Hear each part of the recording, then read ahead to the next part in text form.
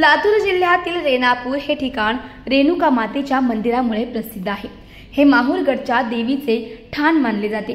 लातूर, धाराशिव, बीड तसेच कर्नाटकातील भाविक येथे मोठ्या संख्येने दाखल होतात।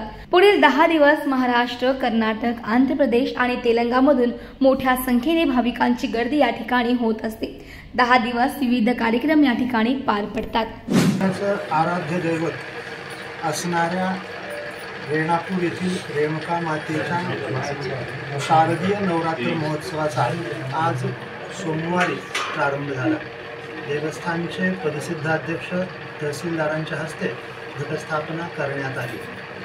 माहूरगडच्या रेणुका देवीचं ठाणं म्हणून रेणापूर परिचित आहे। माहूरगडाच्या पूर्वीही इथं देवीचा वास होता असं सांगितलं जातं। त्यामुळं महाराष्ट्रासह कर्नाटक आणि तेलंगणाच्या सीमावर्ती भागातूनही इथं येणाऱ्या भाविकांची संख्या खूप मोठी आहे।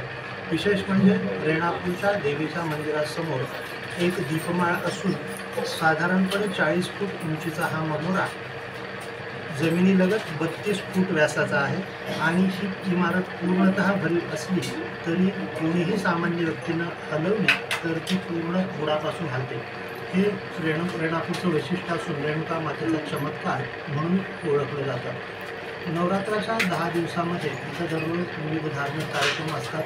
घटस्थापन आणि त्यानंतर सीमोल्लंघन पालखी सोहळा इथे संपन्न होतो।